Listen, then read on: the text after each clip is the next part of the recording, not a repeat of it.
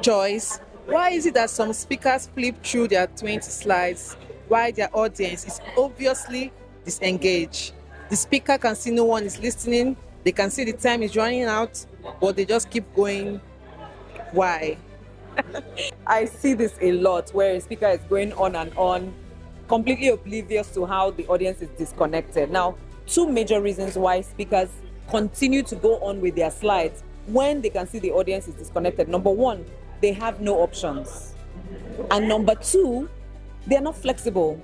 Many are not flexible because they have no options.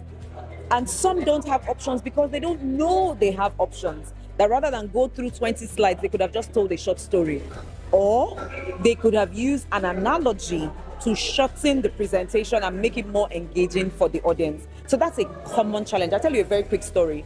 I think it was 2 years before COVID, I attended a women's conference in Lagos at a hotel. And a woman went up to read a speech. The audience was so disengaged, they were so noisy. In fact, the MC came up to tell people to keep quiet. She was reading a speech. Some days later, I engaged her and I said, imagine if you had said, oh, Bimbo's husband died.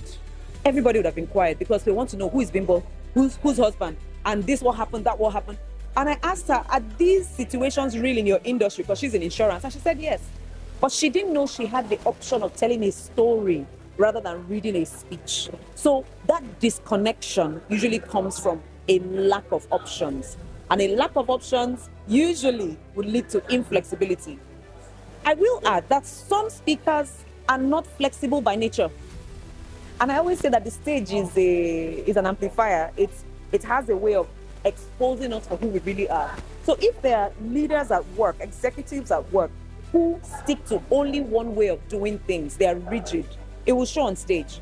And when it does show on stage, unfortunately, it kind of makes them look like they were not considerate, or they were not there for the benefit of the audience, but they were there for the benefit of self, to say, oh, I presented.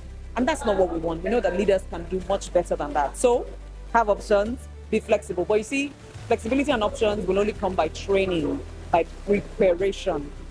And that's what we say, prepare to speak.